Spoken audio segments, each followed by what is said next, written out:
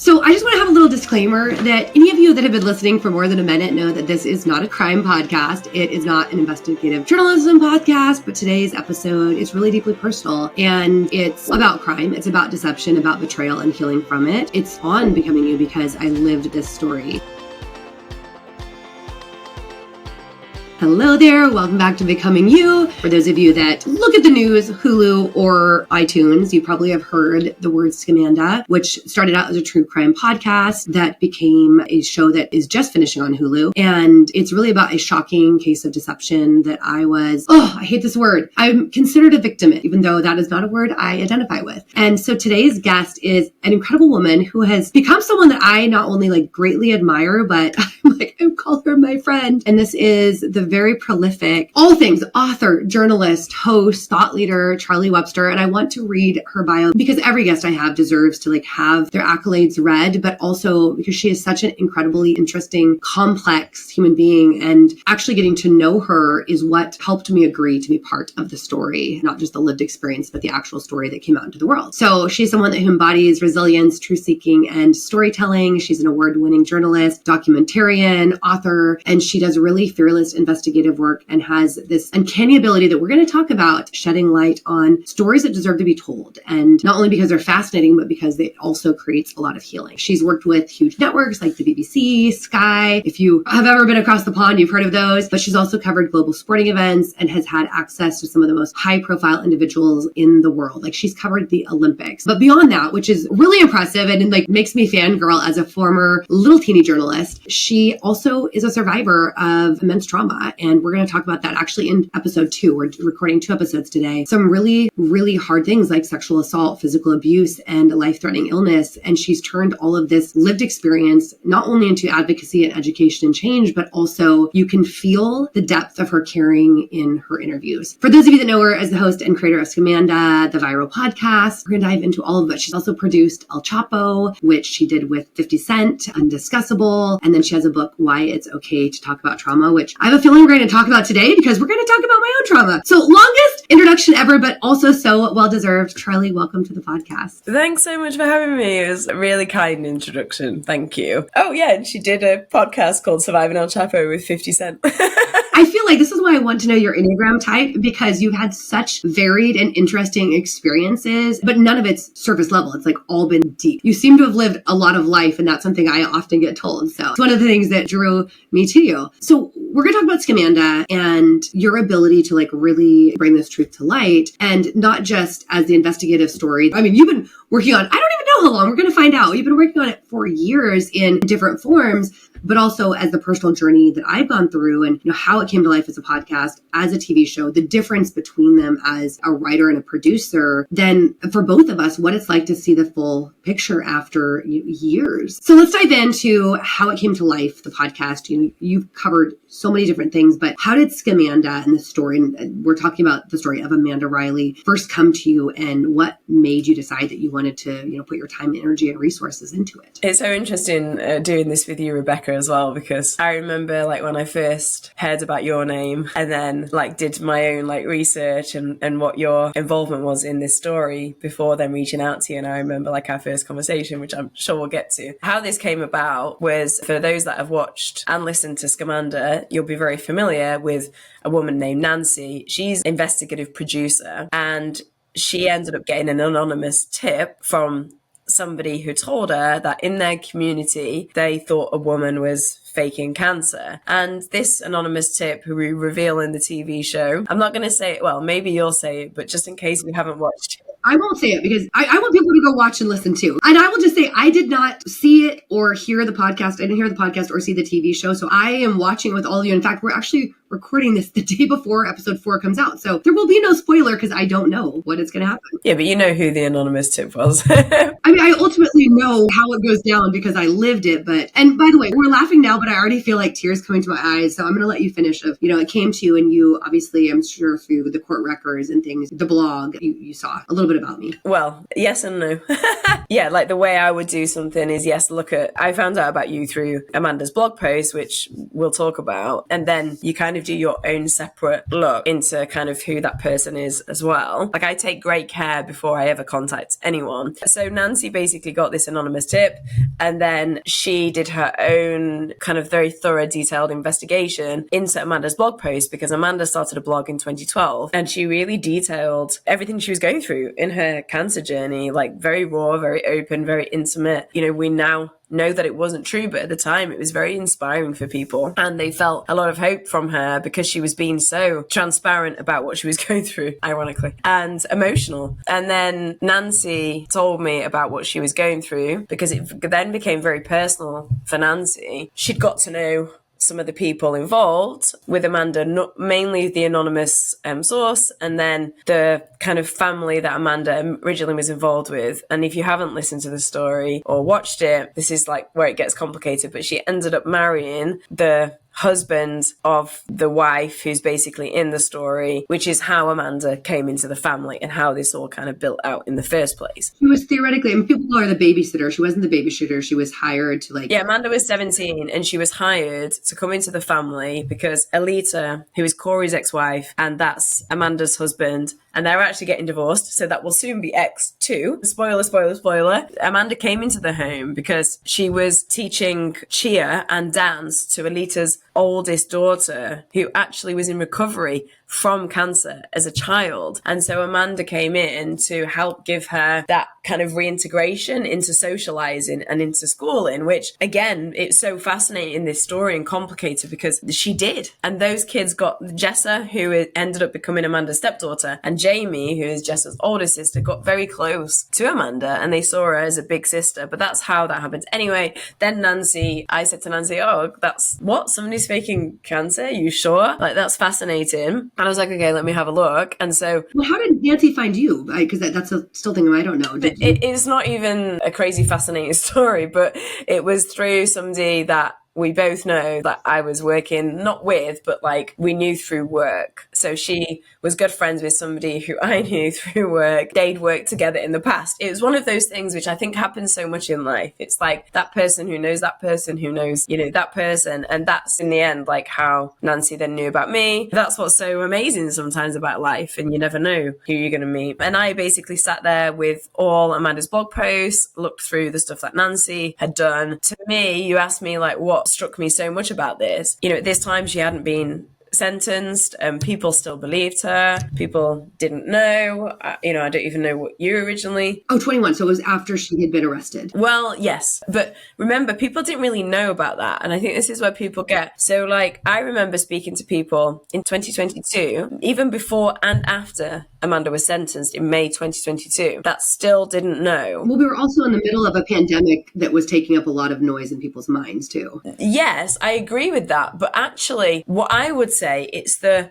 depth of, I suppose, manipulation of Amanda and the way that people were so convinced by her. So I'll put it this way. This is a friend of people. She was also your friend, don't forget, at one point, who every day they saw her post pictures of her struggling with cancer. They saw her post pictures with her and her kids. They saw her post pictures fighting and fundraising for people. They saw her in church, saw her speak. That's somebody who they knew for years and years and years. So it takes a lot for people to go, if somebody told me something about you, I would question it. I would believe you over somebody else because I've got to know you. So I think we have to really understand, just think of like your friend that you've known for years and years and years turns out to be completely something that she's not. It would take a while to believe it. Well, because you go through the stages of cognitive dissonance and then you have to question everything, and it's like a splintered reality. And it means you have to question yourself and your own life. So that's why it's so complicated. And also, Amanda told some people that it was just a mix-up with the tax. I was one of those people. Oh, well, there you go. She told you and other people that, so it's complicated. It's so complicated. I'm going to give a super, super brief summary, and then we'll keep diving in, because if not, people are going to be like, wait, what in the heck? This is a complicated story. This is why it took, Nancy was researching it for literally 5 years-ish before she brought you on. And then, you've spent years on this and like as a full-time thing. So I'll give a brief outline of my years and then we'll go back. So I met Amanda's mom, Peggy, in 2009. She kind of interviewed me for a job that I already got, but it was making sure we were a good fit. She was the operations and I was the real estate agent for a real estate investment company. 2010, I worked for her all year. Literally started January 2nd or 3rd. And then I quit the job at the end of the year. Peggy quit with me. So we were friends that entire year. During that year, I met my boyfriend, which I've talked about on the podcast, Amir, who got diagnosed it was either April or May with stage 4 duodenal cancer. No likelihood of survival. 20% likelihood of living 1 week from the day he got diagnosed. And he ended up living a little over a year. So Peggy was with me through all of that and was someone I considered a close friend. I met Amanda also. And I don't remember the exact date, but around the same time Amir got diagnosed was the first time I met Amanda. Totally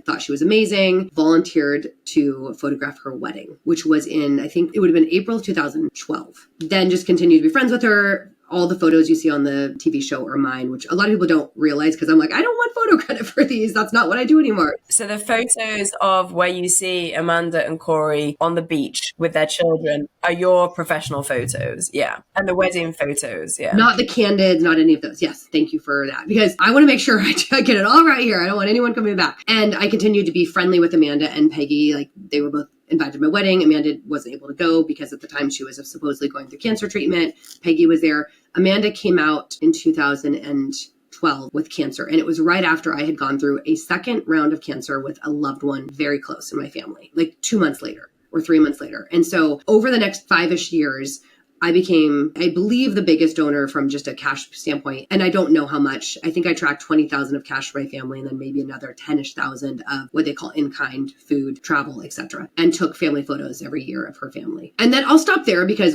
I think that's enough for now. I will say it gets really complicated when we start going through questions of who knew what, but I'll stop there. So obviously you came into this after Amanda had been investigated and then charged, but no one really knew. And so you get presented this story and you're like, this is crazy and compelling. I'm sure you had a million questions. Oh gosh, yeah. Like I had so many questions because yes, I came into it when she'd just been charged, but it wasn't this big trial. And again, it was done by a grand jury and initially she pled not guilty and then she pled guilty in the end. And, it wasn't a story that went everywhere. It wasn't a story. And I remember when I released the podcast and people were saying, where can we read more about this? Why is there no information? And it's because the podcast was the breaking of the story. Yeah. There was no story before the podcast existed. And so I think, I had so many questions, obviously. And people might think, well, why would you ask that given where we are now? But remember, hindsight is 2020. So my first question was, if we definitely got this right, she definitely doesn't have cancer because she'd been charged but not convicted. So you don't know. No, exactly. So that's different. And that's what people have to understand. Yes. And also it's really important that at the time I'm a journalist and I've got to make sure that it's 100% right that she didn't have cancer because her blog posts are so convincing. For people that haven't seen the blog post, the blog was taken down. The blog was very detailed and it had pictures alongside it. Not pictures of somebody staging a piece of medical equipment in their home. These are pictures of somebody in hospital that was hooked up to machines, that was hooked up to wires, that looks, not very well. I mean, I've seen people comment and say, oh, she had eyebrows, she had too much weight on her. I can see people's point, but firstly, people present in very different ways sometimes. And also, she still didn't look well at times. So anyway, one of my big questions was to really be very thorough with it. And the main thing was to listen to people like yourself that knew Amanda well, to listen to people's testimony, to listen to people's experience, because I had so many questions of what do people think of Amanda? What kind of personality or person did people feel that she was? And it conflicted so much with what we were finding out and what people thought. Not one person said to me, okay, maybe there was one or two people, but they weren't in Amanda's life in the inner circle. So the majority of people, overwhelming majority, just couldn't believe it because they were like, no, Amanda's charming, she's kind, she's lovely, she's considerate, she pays attention to you, she asks you questions, she's interested in your live.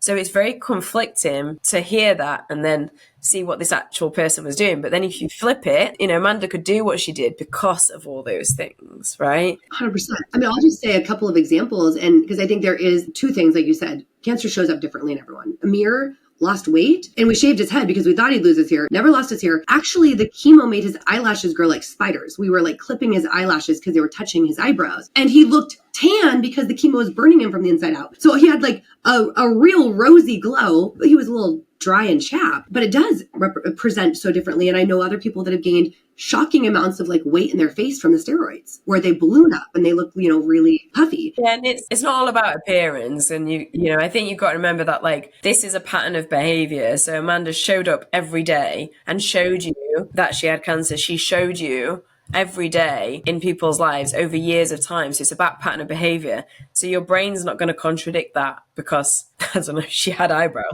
I mean, I have video messages from her. Like I remember telling someone, well, I have a video message from Amanda that she's in a hospital and she's like visibly hooked up to things. And someone's like, yeah, she just probably records a bunch of messages when she's in there, for whatever. And I'm like, no. I sent her a voice memo and she responded to the voice memo with very specific things. Like it was real time. She happened to be in the hospital. I FaceTimed her when she was getting some type of fluids. Like those things, they create so much proof in the normal person. I mean, I will say, and it makes me maybe look very naive, but even to the point she got charged and she gave me the excuse that she's like, Rebecca, it's just the IRS. We didn't know we had to pay gift taxes on them as gifts. And so we're working out a payment plan with the IRS. And I'm like, Amanda, turn in your medical records. She's like, oh, we're not going to need to. Our lawyer says we don't have to. Even up to the point that she pled guilty, there was still a piece of me that's like, possibly she could have cancer. Possibly. Because I had to rectify that not only had she lied to me for 10 years, but also that her family, and I know you can't comment on this, but that my perception is that her mom, who was my friend and saw me go through cancer and loss, her mom also had lied to me for some number of years as well. And that level of deceit and manipulation felt so unbelievable that I for sure was in cognitive dissonance. Let me make sure you're not naive. So let's make sure we address that. You said, well, maybe this makes you sound naive. No, you're not naive. And I think that's really important what you just said in terms of like how you played it out. There is no naivety in this story. And that's something that I was so passionate about and so vigilant on trying to make sure I got across in the podcast and in the TV series. This isn't a woman who's sat behind a laptop, like just basically blogging, saying she's got it. She actually presented it to the T. Like you said, FaceTime in hospital, voice notes in hospital. I don't think there's any naivety from anybody is what I wanted to say. And I think that's really important to get across, that like for somebody to be capable of that and for that to happen is so extreme and so out of the world, but also it's contradictory to the relationship you had with her and her mum. So there's no naivety in it. It's like normal human behavior, and also probably want to believe that it was not true, because if it was true, which it was, which I'm sorry for you, because then I can imagine it turned your world upside down in terms of like pain and lies and betrayal, but also like made you question yourself. That I'm sure there's not just thousands, but millions of people that have been lied to, betrayed, whether it's been in families, relationships, friendships, or even on a scale of like romance scams and things like that. And I think it's just important to make sure everybody feels like you're not naive. Sometimes people are just that good. And I want to say two things here. One is, yes, there was so much reliving. It was so interesting because there was so much reliving of trauma. And we're going to talk about this in the next episode about PTSD, but I do have a PTSD diagnosis. So I just want to call you out in the best way, because it's your vigilance of caring about people. It's also the fact that you don't look at things like in a black or white way, and your care and understanding that was the reason I agreed to do this. I don't know that I would have if not, because when I first got contacted by someone else from your team about this, I think we had like a short conversation on the phone before you and I got on, and I was like, this is all off the record. I'm not on the record. I'm happy to give some information. I don't know that I want to be involved in this. And it was for a few reasons. One is I didn't want this on display because I felt like this is my trauma on display. I'm a business coach, a business strategist, and I was duped. And so there was embarrassment and shame and pain. And you said something to me. It was one, obviously your behavior of being so caring, and you're incredibly legitimate. You were, I could Google you and you were very legitimate. But it was also that you said something to me, and I don't know if I've told you like how much this helped me and it still helps me. As you said, Rebecca, like you have a piece of the pie or a piece of the puzzle, and it's a pretty big piece because you do have this decade-long interwoven relationship with kind of multiple characters in the story. And I think that if, it's not going to be as full without you sharing that piece, and it will probably help you. And I knew for me, I really wanted to know the whole thing. Like my investigative brain is like, I want to know this, but for my mental health, I could not be the one to go out and figure it out. Yeah. Thanks for sharing that. And I appreciate you saying that as well. That means a lot to me because I like the way my brain works is I feel so much sometimes, but not in a bad way. Like I feel like I just accept that as like my strength, and I care a lot about people. And so when I contacted you and we spoke, if you'd have said like I absolutely can't, which you did initially, we spoke off the record, and off the record is always off the record. And I think like from a story perspective, I'm like, oh, getting Rebecca's side of this and story is so essential to be able to tell the depth and the variance of the story. And it also corroborates everybody else, right? And that whole piece of the puzzle thing is like this story, but what Amanda did involved so many different aspects, so many different people, that to be able to tell it fully, it needs like all perspectives. And it also shows like the story of what Amanda did is repeated patterns of behavior over time, right? If you only see one point of view, then not one point of view, but one story is in like yours, then you can't understand just how subtle and insidious the lies were over time and how they were demonstrated out. And so, for me as a journalist, it's really important to try and get like the whole picture. But at the same time, I also really understand trauma and mental health.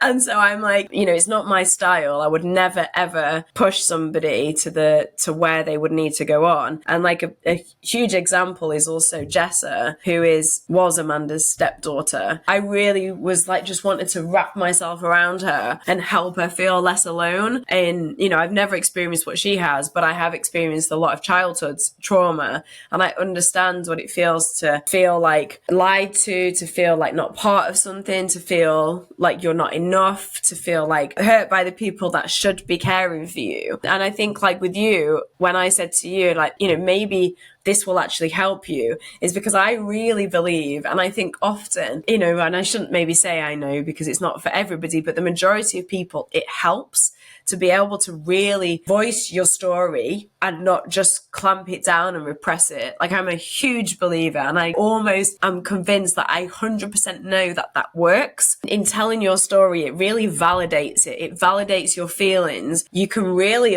try and understand what happened and take any potential blame or shame, which is a natural human emotion that we all have. We all question ourselves first before we question anybody else. The majority of us do anyway. And we put it on us, and we are so hard on ourselves. And when you tell a story like you did, it helps get that out. It helps validate. It helps people. It helps you process and understand. And then it helps other people at the same time. And I've never had an experience where somebody's regretted speaking.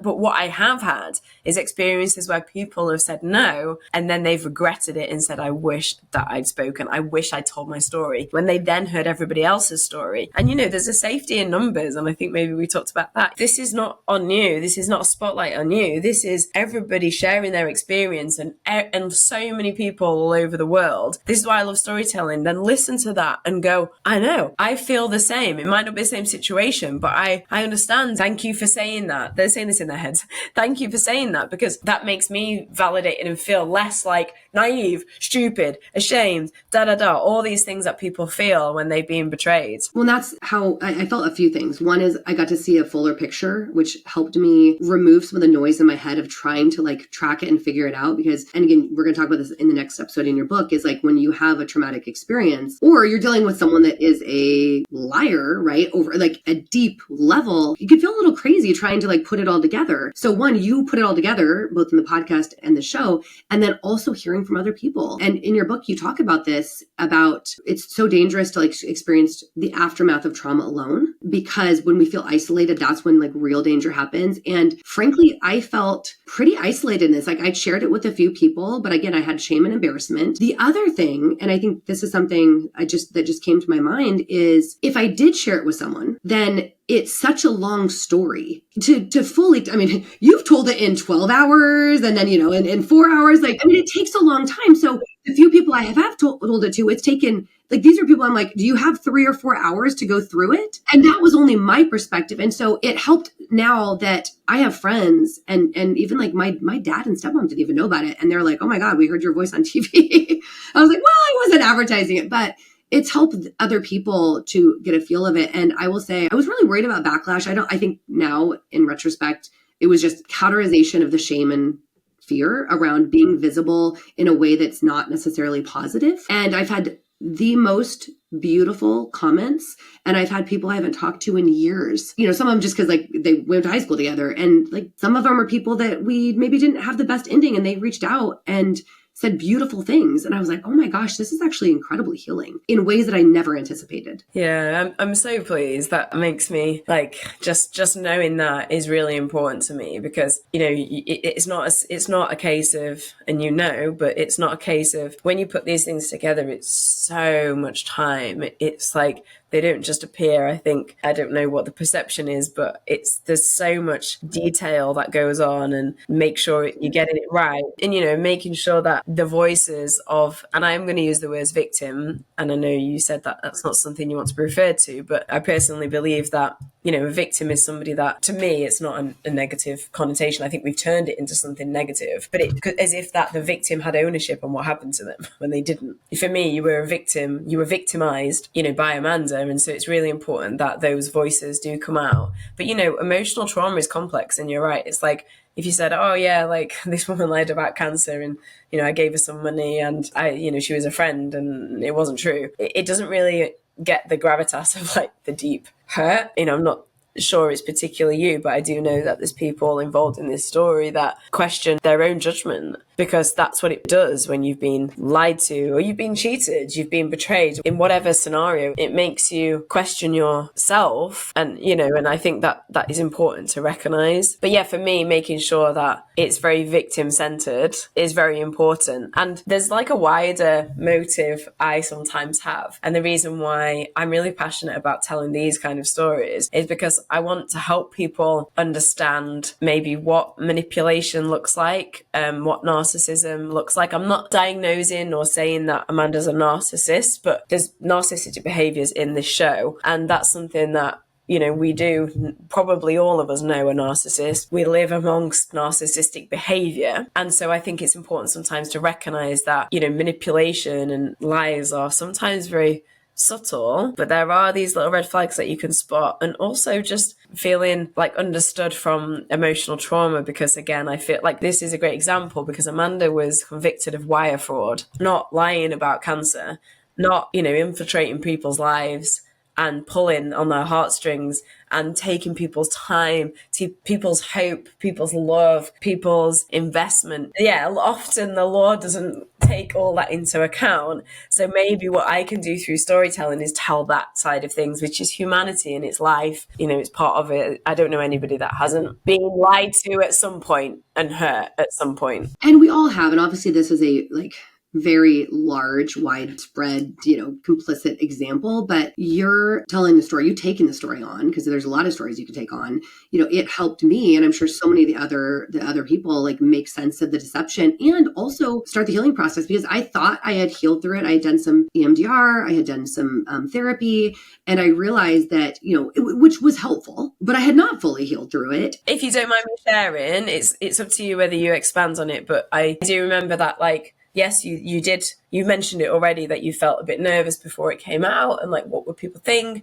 And then also, I'm sure it brought up emotion for you when you were watching it. So I think it's always a process. And even if we've healed, past tense, emotion is normal. You're still going to have an emotion when that story, that experience is brought up. I think it's normal. It's always going to be part of you, and it doesn't have to be a bad thing, because, it hurts, but it doesn't have to be something that you have to hide away as if it's something that's... So I'll rephrase it as it allowed me to do much deeper healing, and still I'm still in it than I believe I would have been able to do had this not come out. I mean, for sure, I can say that. I will say, like, I watched the first episode. It was really interesting. I felt like kind of ice cold, like numb. I felt numb, and then really sad to the point of, and I mean, as someone who has been diagnosed before with clinical depression, and many years ago, actually, ironically, you and I got diagnosed at the same age. I definitely felt some of those feelings, and I have some really great tools for when I feel that coming on now to make sure that I don't go into that. And, you know, I felt anger, and I ended up, the day after the first episode came out, I recorded a podcast about my healing journey, which again, still on, through betrayal. And while not everyone has been conned or lied to, or like, you know, by someone at this level, everyone has been betrayed or lied to at some point. And many people are still holding on to it or feeling guilt or shame. And I think that the message in that podcast, which everyone can go back to, is just, it's really important. The other thing I will say is, and then I watched Apple Cider Vinegar, and then I think I told you, I was like, oh my God, the trauma's coming back. I'm so triggered. Yeah, by the way, for everybody listening, that was a coincidence. That wasn't planned. I couldn't believe when Apple Cider Vinegar dropped, when Scamanda dropped. Obviously, I knew when Scamanda was releasing, but then Apple Cider Vinegar dropped at the same time, and I was like, or just after, and I was like, oh my gosh, this is like, there's a lot of a story. I always said I think Amanda made her set her sights too small, because honestly, the amount of work and like how good she was at the con, it's like, and I know she got much more money than what was reported in Wire Fraud, because that was just through the website, but I was like, gosh, and I'm not saying she should have done a bigger con. I'm saying she could have created so much good if she would have employed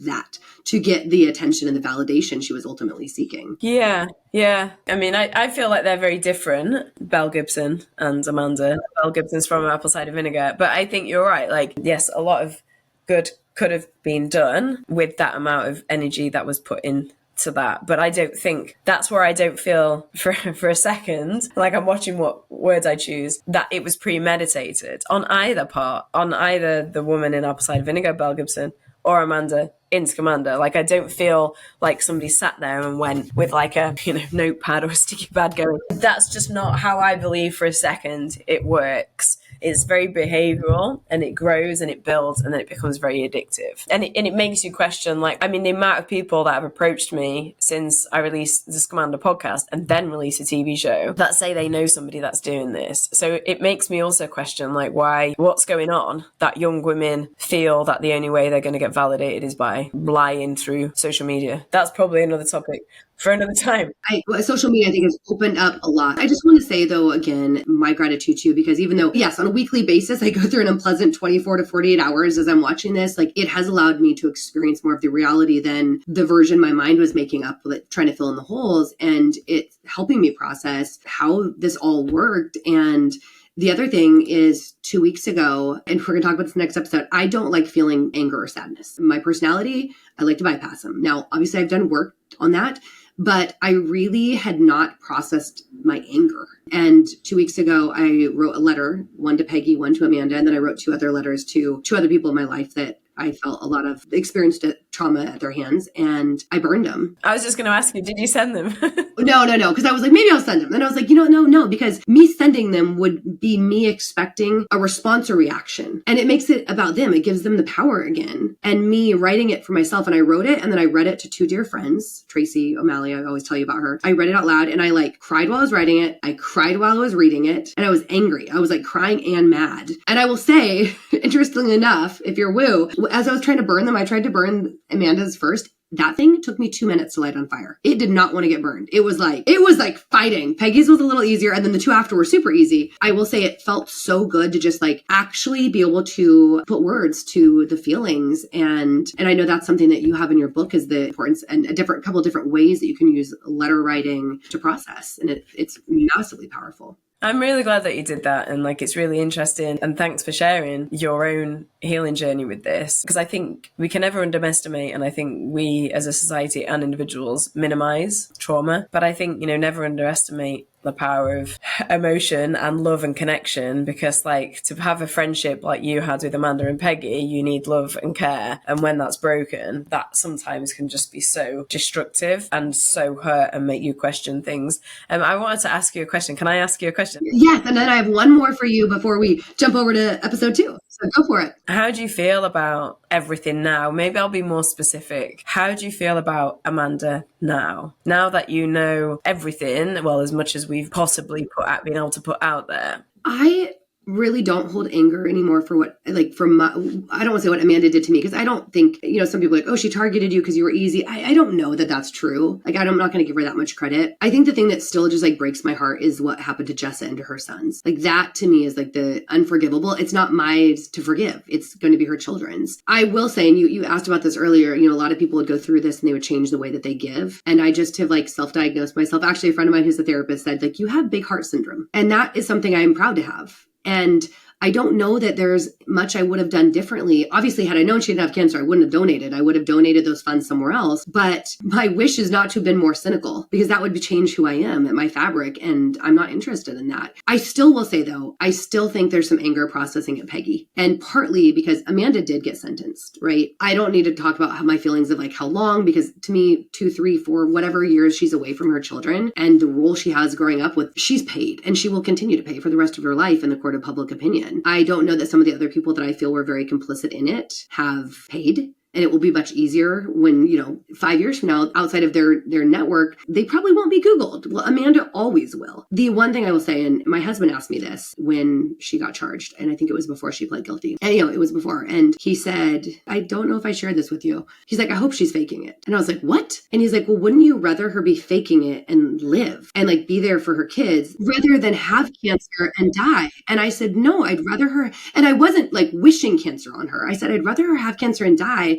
Because to me, growing up, finding out that your mother has been lying to you for years. Because the last time I saw Amanda in person for that photo shoot, she was telling me right after this, we're taking the boys out to dinner to tell them my cancer's back and I have 4 months to live or 6 months to live. And they were small, but not that small then. I mean, they were probably about the age of my kids now. It would be devastating to lose your mom to cancer. And I have, I've lost people to cancer, but I also can look back at that with so much love of that person and my relationship with them. I don't know if the trauma from what she did to her children is greater than the loss of a mom that hadn't done those things. They've lost a mum in a different way. It's loss, it's still lost. So yeah, it's a really interesting point. Okay, last question is, this was your first time turning an audio documentary into a documentary. Obviously, you've done lots and lots of documentaries and TV. What was that experience like? And is that something that you like? Do you have the bug for it now? Do you want to keep doing it? Yes, I do have the bug for it. I'm laughing because I can't say too much, but just you wait. Is all I can maybe say. I've got something ready for you soonish, but I can't say anything. Yes, I definitely have. And it was an amazing experience. And, I get asked about like, oh, should it be a documentary on audio? Should it be a TV show? To me, I don't see it like that. I've worked in television, radio for over 20 years now, and podcasting and speaking. And to me, it's about storytelling, whatever medium that is. I think with Scamanda, it was so powerful to do it as an audio documentary. And I still personally think that was the best way to do it. And then we could bring it to life in the TV show visually and show, people all these pictures of Amanda. But all the podcast listeners had this imagination of what it all looked like, right? And so I love both mediums because you can do different things with them and explore different ways, and you communicate. Because there's also some people that don't listen to podcasts. They're not audio people. And then, so they're not always the same audience either. And there's some people that are just, I've got a friend who's like hardly watches anything visual, and she's just always like listening to audio because she loves audio. So it's about different ways people consume. You can tell things different ways. So if you listen to the podcast and watch the TV show, like I think they still have both have my stamp on it, but are told a slightly different. Sometimes in a podcast you can go a bit more intimate because you have a bit longer to explore. It tends to be 8 episodes compared to a TV show, and longer episodes. And like with the podcast, what I really wanted to get across was like this, for you to think as a listener, like your own imagination of what it kind of like all looks like. But when I was making the podcast, I'll be really honest with you, I sat there and I had this like folder of like every single blog post of Amanda, and this started in 2012, by the way, so that I'm telling you, this is thousands of blog posts. This has taken up a lot of space in my folder, and pictures, like hundreds and hundreds and hundreds of pictures. I mean, you took 4 years of shoots of Amanda as well, but hundreds of pictures of like what she was doing. And so when I was making the podcast, I was like, this would make a great TV show. And then I was like, okay, let's see what I can do with this podcast. And it was just incredible when it went viral, which literally as soon as I released it. And then within a week, it was like #1 on Apple Podcasts. Which I don't know if I mentioned that. Yeah, #1 in the world on iTunes for 2023. And then when it didn't just go #1 again? Yeah, like it was, and by #1, it means it's not just been awarded #1. It was like the most downloaded and most shared show of the year, which is like insane. And to have people listen to my work like that is just an absolute honor and a privilege. And like, thanks for everyone else, because thanks to everyone is the reason why I then could make it into a TV show. So thanks. Well, Charlie, thank you for like bringing the story to life in a way that like honors the truth and helps people, myself included, heal. You've done incredible work. And I know we're going to go on to episode 2. So stay tuned or hold on to your seats because they're going to be released the same day. But we're going to dive into the topic of trauma, not just through this story, which we've been going over, but in a bigger way through Charlie's book, Why It's Okay to Talk About Trauma, and how, you process things that shaped you. And of course, I just found so much in it. So you don't want to miss it. Make sure to listen to the next episode.